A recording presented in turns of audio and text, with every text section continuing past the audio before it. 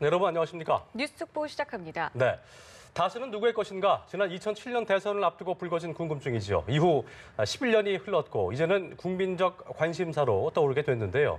이에 대한 답이 잠시 후에 밝혀집니다. 네, 이명박 전 대통령의 1심 선고 공판이 잠시 뒤에 시작될 예정인데요.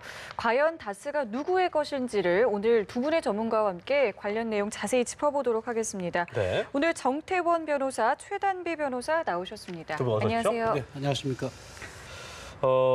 조금 전에 들으신 대로 얼마만큼 선고가 될 것이냐가 상당히 궁금한 부분이었는데 15년형의 벌금 130억 원이 추징이 됐습니다. 일단 오늘 쭉 1시간 동안 지켜보셨는데 이 판결 선고에서 어떻게 보셨는지 말씀해 주시죠. 네, 일단 이명박 전 대통령 같은 경우는 거의 16개 혐의로 현재 기소가 됐습니다. 하지만 16개 혐의 중에서 가장 관심을 많이 받았던 것이 다스비자금과 관련된 횡령 혐의와 삼성그룹 뇌물 수수 혐의였는데요. 이 다스비자금 등의 횡령과 관련된 혐의에 대해서는 물론 면소를 받은 것들도 있지만 대부분 큰 금액인 다스비자금의 조성과 관련되어서는 많은 금액이 유죄로 인정되었습니다. 그렇습니다. 그렇기 때문에 이 부분과 관련해서 오늘 징역 15년의 유죄를 선고된 데 가장 큰 영향을 미쳤을 것으로 보이고요. 또 삼성그룹의 뇌물수수와 관련되어서도 과연 이명박 전 대통령이 다스의 실소유주인과 관련된 중요한 쟁점 중에 하나였는데 이것이 오늘 이 양형을 하기 앞서서 유무죄를 평가할 때 있어서 가장 처음에 이제 재판장께서 다스의 실소유주가 누구인지를 판단하면서 다스의 실소유주는 이명박 전 대통령이다라고 판결한 부분과 관련해서 물론 사전수뢰죄 일부 금액이 무죄로 인정되긴 하였지만 대부분의 금액이 유죄로 인정되면서 오늘 양형의 가장 중요한 판단 요소가 되지 않았나 싶습니다. 그렇네요. 다스는 누구의 것인가? 저희가 모두에서도 말씀드렸습니다만 11년 동안 끌어준 아주 불가사의 같은 그렇습니다. 수수께끼였는데 예.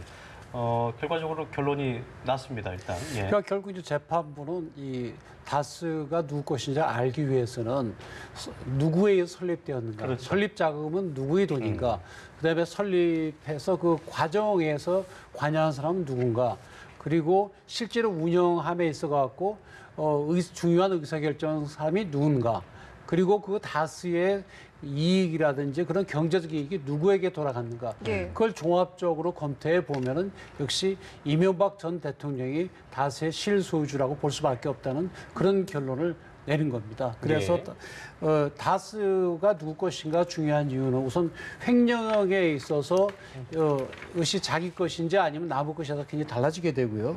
또 삼성이 다스가 미국에 소송하는데 소송 비용을 대준 것도 다스가 누구 것이냐 달라지게 되거든요. 그런데 재판부는 사실상 다스가 이명박 전 대통령의 소유라고 판단함으로써 공소 사실 중 상당한 부분이 인정된 결과에 이르게 됐습니다. 따라 그래서 횡령이 349억으로 기소가 됐는데 246억이 인정되었고요. 또 뇌물도 111억으로 이제 기소가 됐는데 인정된 것이 82억 7,070만 원이라서 크게 변화는 없는 걸로 보입니다. 그리고 선고형이 15년형도 구형이 20년이고 보통 구형보다는 좀 적게 나오는 구형보다는 적게 나오지만 하여튼 횡령의 경우에도 50억 이상 무기 또는 5년 이상이거든요.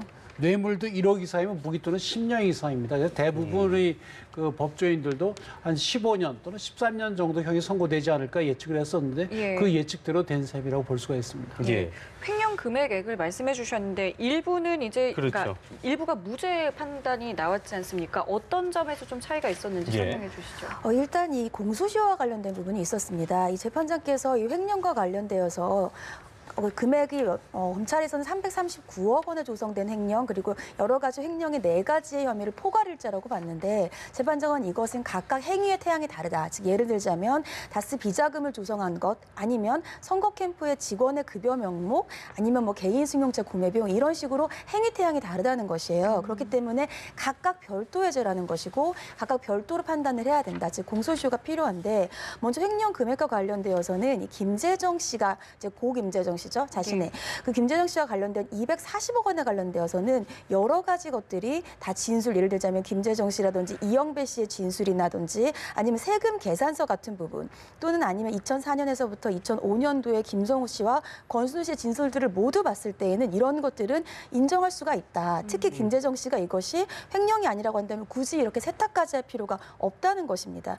근데 여기에 대해서 다른 부분들, 예를 들자면 대통령의 재직 중에 있었던 것에 대해서는 공소시효 같은 것들의 문제가 있기 때문에 이런 것들 일부 진술이 부족하다든지 공소시효가 지난 것들에 대해서는 횡령액이 여기서는 인정되지 않은 부분입니다. 예. 결과적으로 김성우 전 사장 또 권승호 전 관리본부장 이런 다스 설립과 운영을 좀 도왔던 측근들의 어떤 그 진술이 재판부에서 상당히 이명박 전 대통령이 다스의 그렇죠. 실소주라고 본 예. 근거인 것 같아요. 예, 서류상으로는 이명박 전 대통령은 다스와 아무런 관련이 없습니다. 우선 예. 도곡동 땅을 1985년도에 구입을 했는데 예. 그 구입한 사람들도 형인 이상은 씨와 처남이 김재정 씨죠. 그 두 사람이 공동으로 그 땅을 샀고 그 땅을 팔아서 또 이 대부기공, 그러니까 다스의 전시 그걸 설립할 때에도 이명박 전 대통령 이름이 들어간 게 없습니다. 주주가 아니거든요. 예. 그리고 현재까지도 주주 이름에 올라가 있지가 않습니다. 뭐 본인은 물론 아들도 안 올라 있거든요. 그러니까 예. 공부상으로는 이명박 전 대통령은 아무런 관계가 없는 걸로 되어 있습니다. 예. 그러나 법원이 재판할 때는 진짜 주인이 누군가, 겉으로 뭐야 그렇게 되어 있다. 진짜 주인이 누군가를 판단함에 있어서 아까 말씀드린 대로 그에서 설립부터 운영까지 모든 걸 전체적으로 볼 때 특히 이제 그 실제로 회사 경영을 직접 한 그 대표이사들 이야기를 들어볼 때는 이거는 이명박 전 대통령이 실소유자라고 볼 수밖에 없다. 그렇게 보는 것이죠. 그러니까 예. 서류상으로는 완벽하지만 실제는 그렇지가 않다는 겁니다. 예.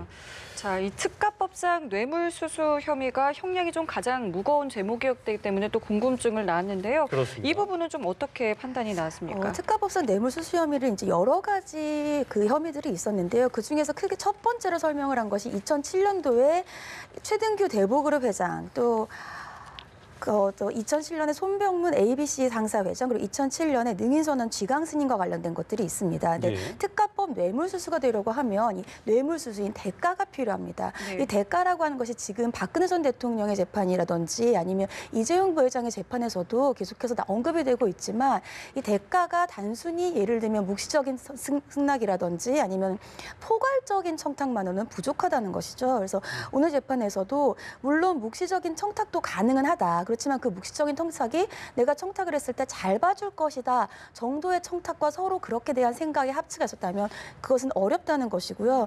그렇기 때문에 예를 들자면 아까 얘기했던 그 세 건에 관해서는 단순히 예를 들면 능인선언 같은 것에서는 학교에다가 어떠한 인허가를 해주겠지라는 정도의 것 이런 것들에서는 대가성을 인정하기가 어렵다. 그렇기 때문에 이렇게 대해서는 뇌물수수에 대해서 무죄를 선고했다라고 그렇죠. 판결 이유를 설명하고 있습니다. 이게 보니까 특가법 뇌물수수 부분도 어느 부분은 이제 무죄가 됐지만 이팔성 전 우리금융 회장 불법 자금 수수 부분은 또 유죄로 인정이 됐어요. 그렇죠. 우선 그 이팔성 씨 경우에는 그 압수수색과 대해서 나온 메모, 비망록 이런 것들이 문제가 됐거든요. 왜냐하면 비망록에는 언제 어디에서 누구에게 돈을 전해줬다. 예를 들어 거기 보면 이상득이나 이명박 전 대통령의 사위 이름이 나오거든요. 예. 상세하게 적혀 있으니까 그 이명박 전 대통령은 그건 믿을 수 없다 얘기를 했는데 법원은 그런 믿을 수가 있고 또 실제로 본인이 그렇게 청탁한 대로 그 우리 그 금융지주 회장이 됐고 연유도 되고 했거든요. 예. 그렇다고 한다면 그거는 뭐 당연히 대가 관계가 있고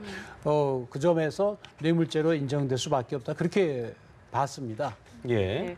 또 이 국정원 자금 수수와 관련해서는 또 어떤 판단이 나올지 궁금했는데 이 부분은 좀 어땠습니까? 국정원 자금에 관해서 이제 우선 그 김성호 전 국정원장으로부터 2억을 2번 받았거든요. 근데 그 경우에도 우선 첫 번째 2억은 이 돈이 국정원에서 나왔다는 증거가 부족하다. 다른 데서 돈이 들어왔을 수 있다. 또 그런 얘기가 있고 또 뒤에 또 2억은 이게 대통령 개인에게 준 것이 아니라 대통령실에 준 것이니까 어떤 직무의 대가라고 보기 어렵다. 그래서 김성호 전 국정원장이 2차례에 걸쳐 준 2억 플러스 2억 그거는 무죄로 봤습니다. 네. 또 원세훈 전 원장이 또 2억을 준 것도 역시 같은 취지로 이제 뇌물죄 성립이 되지 않는다고 봤습니다. 다만 예. 원세훈 전 원장이 김희중 전 부속실장에게 전한 10만 불의 경우에는 그거는 또 이제 개인 예, 그거는 왜냐하면 대통령이 그 외국에 나가기 전에 부속실장이 찾아와서 요거는 대통령이 나가시면 돈 쓸 일이 많으실 테니 써라 하고 줬다는 겁니다. 특히 그때는 원세훈 전 원장이 이게 거치가 불확실할 때였고 여당 대표도 지금 국정원장을 경질해야 된다. 그런 얘기가 나올 때니까 당연히 자기의 자리 보존을 위해서 준 것이니까 그거는 뇌물로 인정된다. 그렇게 봤습니다. 예.